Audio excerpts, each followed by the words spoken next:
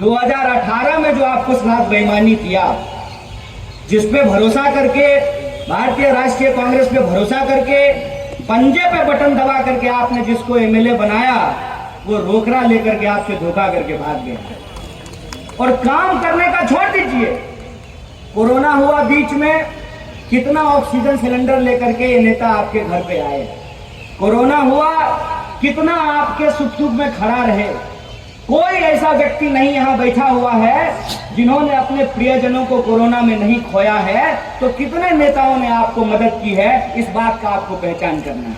मैं ये नहीं कह रहा हूं, अगर सुनील शर्मा जी मदद किए हैं कि नहीं किए हैं, पक्का किए हैं, एकदम सच बात है, तो ये तय करना पड़ेगा ना। सरकार बदलनी थी 2018 में, तो ग्वालियर 15 की जनता ने कांग्रेस पार्टी को वोट दिया और सरकार बदल दिया। लेकिन बदली हुई सरकार को नोट के दम पे बदल दिया गया और बदल करके उनको मालूम था कि सरकार हमारी जाने वाली है, तो दोनों हाथ से उन्होंने बेईमानी की, ऐसी लूट मचाई कि अब जा ही रहे हैं। वो आप सब लोग जानते हैं, यहाँ बुजुर्ग लोग बैठे हुए हैं, कई बार जब कलेक्टर जाने वाला रहता है ना, तो सारा परमिशन पास कर देता है, कब तो हम रिटायर हो ही रहे हैं, जितना मौका है बना लेते हैं। ऐसा होता है कि नहीं होता है? तो शिवराज जी को भी ये मालूम था कि किसी तरह से जो है हमको मुख्यमंत्री बनने का मौका मिल गया है, मध्य प्रदेश की जनता हमको हटा ही दी है, किसी दिन जो है भाजपा भी हमको लात मार देगी। और मुख्यमंत्री तो छोड़ दीजिए, आजकल उनको पोस्टर में भी जगह नहीं मिल रहा है। और ये हमारे लिए एक सबक है कि कोई व्यक्ति 18 साल किसी प्रदेश का मुख्यमंत्री रहे और उसकी इतनी भी क्षमता नहीं है, उसके पास इतना भी औकात नहीं है कि कम से कम अपने नेता को कह सके, खबरदार मैं मध्य प्रदेश का मुख्यमंत्री हो, हमारा फोटो भी लगाओ हमारा फोटो भी बैनर पे। इतनी भी क्षमता उनके पास नहीं है। तो ये हालत हो गई है। जो हुआ है रमन सिंह के साथ छत्तीसगढ़ में, जो हुआ है वसुंधरा राजे जी के साथ राजस्थान में, वही होने वाला है शिवराज जी के साथ मध्य प्रदेश में। ये बात आप जानते। और लोग उनके साथ क्यों नहीं खड़े हैं? लोग उनके साथ इसलिए नहीं खड़े हैं कि उनके आसपास जो घूमने वाले लोग हैं, उन्होंने तो माल बना लिया कमीशन खोरी कर करके। सब डिपार्टमेंट बटा हुआ है, सबका हिस्सा बना हुआ है। रोड का ठेका किसको मिलेगा, नाली का ठेका किसको मिलेगा, जंगल की जमीन को जो है अवैध तरीके से वन विभाग की जमीन को कब्जा कौन कर रहा है, दारू में पैसा कौन कमा रहा है, सब बटा हुआ है। तो कमीशन खोर सब तो बम बम कर रहा है, मुंह में जो है मावा भर के पान डाल करके शिवराज जी आएंगे, अरे तुम्हारे लिए ही आएंगे, मध्य प्रदेश की जनता के लिए जा चुके हैं। 2018 में ही चले गए थे, इस बार तो पक्का जाएंगे और ऐसा जाएंगे कि कभी दोबारा लौट करके नहीं आएंगे, इस बात को जानिए। और यह जो परिवर्तन है, इस परिवर्तन का आधार क्या बना है? इस परिवर्तन का आधार बना है जो 15 महीने की कांग्रेस पार्टी की सरकार बन पाई। उस सरकार के ने जो काम किया, जो 27 लाख किसानों का कर्जा माफ किया, जो बिजली की बिल की माफी की, और जिस तरीके से शासन प्रशासन में परिवर्तन हुआ, इस बात को 18 सालों में मध्य प्रदेश की जनता को दोबारा देखने का मौका मिला। एक पूरी की पूरी ऐसी पीढ़ी पैदा हो गई जिसने देखा ही नहीं कि कांग्रेस का शासन कैसा होता है। उसको मालूम ही नहीं है कि जब अर्जुन सिंह जी मुख्यमंत्री हुआ करते थे तो प्रदेश किस तरीके से चलता था, जब दिग्विजय सिंह जी मुख्यमंत्री हुआ करते थे तो प्रदेश कैसे चलता था, जब माधवराव सिंधिया कांग्रेस के नेता हुआ करते थे तो किस तरीके से प्रदेश चलता था। इसका अनुभव भी नहीं रहा उनके पास। नतीजा ये हुआ कि जैसे बचपन में दादी नहीं कहती है, बबुआ उधर मत जाना, पीपल के पेड़ पे भूत रहता है, तो बबुआ जब तक होश न संभाल ले तब तक बबुआ पीपल के पेड़ के नीचे ना जाए, काहे को वहां भूत रहता है। जब बबुआ बड़े हो गए, जब पीपल के पास गए, तो भूत तो छोड़िए, वहां पीपल का पेड़ भी नहीं बचा हुआ था।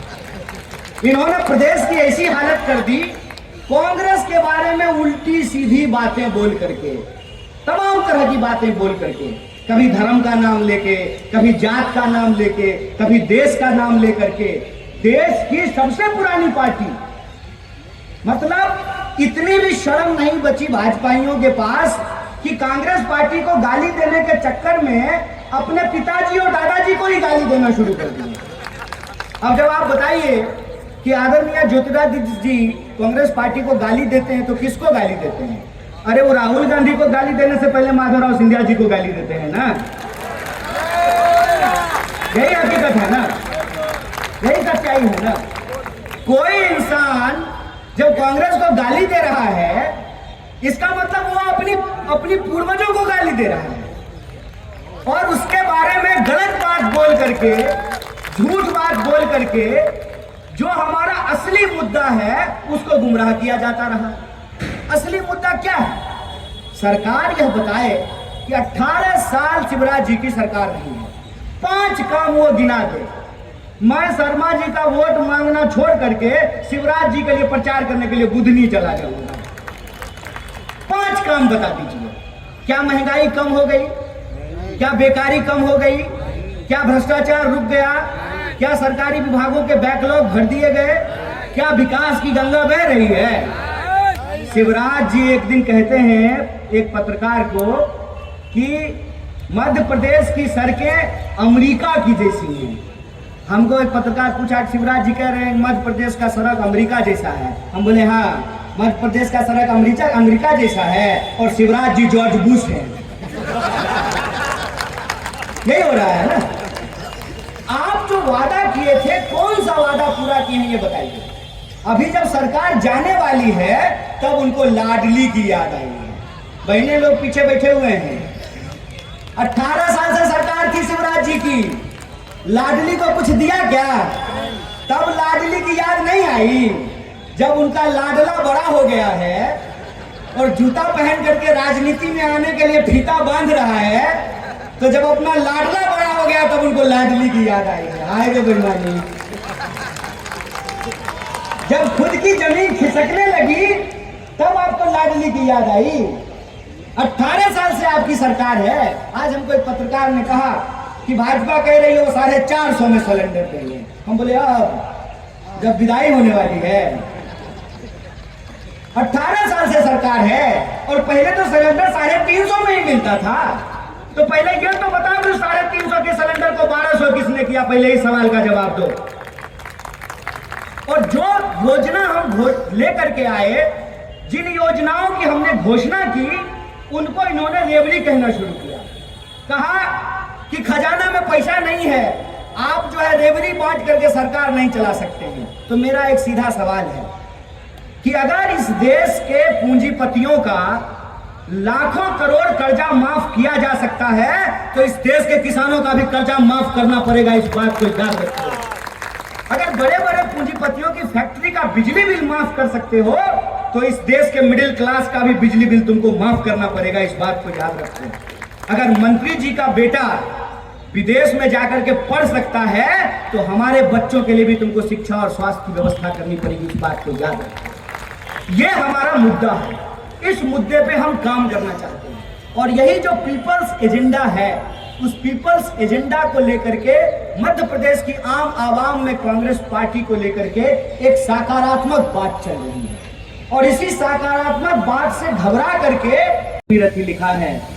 और दिनकर जी की नजरों में महाभारत के नायक अर्जुन नहीं कर्ण थे, ऐसा दिनकर जी की नजरों में जो है लिखा गया है।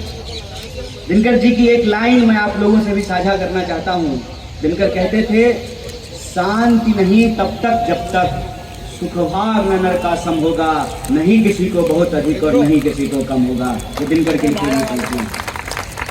आज जब हमारे प्रदेश में, मध्य प्रदेश में चुनाव हो रहा है, ये मध्य प्रदेश में जो रहने वाली 8 करोड़ से ज़्यादा आबादी है उसके भविष्य का फैसला होना है। और मैं नहीं समझता कि अभी जिक्र हो रहा था कि जया शाह के पिताजी कल यहाँ आए थे क्या? मैं ये नहीं समझता कि दिल्ली से कोई आकर के, गुजरात से आकर के, बिहार से आकर के या देश के किसी हिस्से से आकर के वो ग्वालियर 15 की विधानसभा में रहने वाले लोगों को बताए कि उनको क्या करना चाहिए।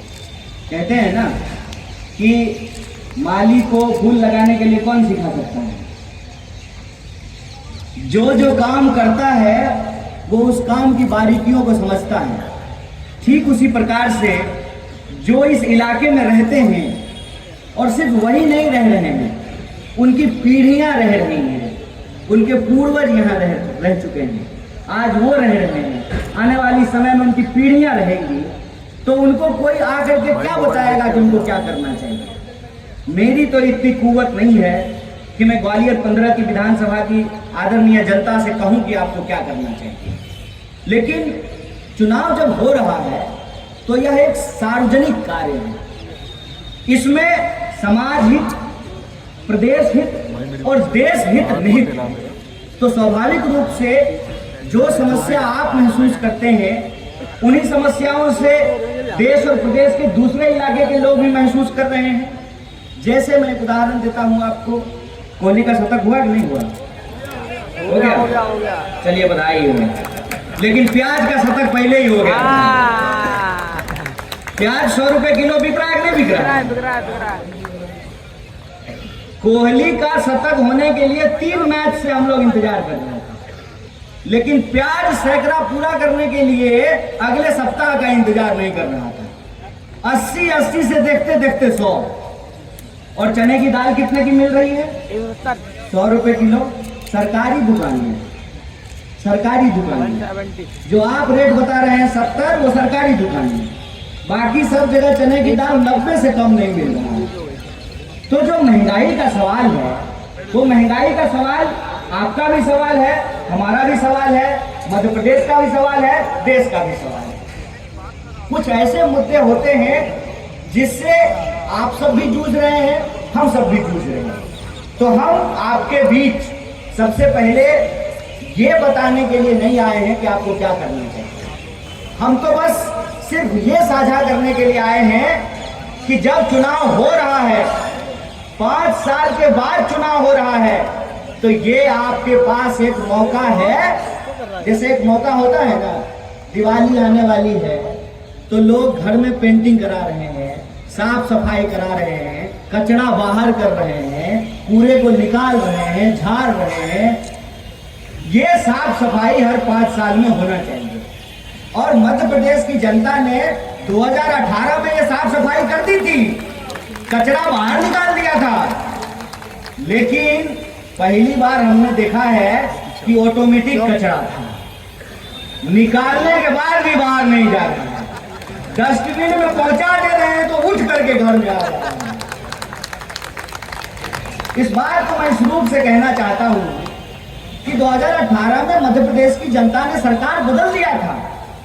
बीजेपी को अभी चुनाव के वक्त होश आया है कि मुख्यमंत्री बदल देना चाहिए, लेकिन मध्य प्रदेश की जनता को 5 साल पहले यह बात समझ में आ गया था कि यह घोड़ा नहीं चलने वाला है, यह सिक्का खोटा है, इसको बदलो। लेकिन देखिए कैसी मजबूरी है और कैसा जो है धन बल का खेल है, यह बात हमको समझना पड़ेगा। कोई भी व्यक्ति ग्वालियर 15 की जनता को कैसे दोष दे सकता है?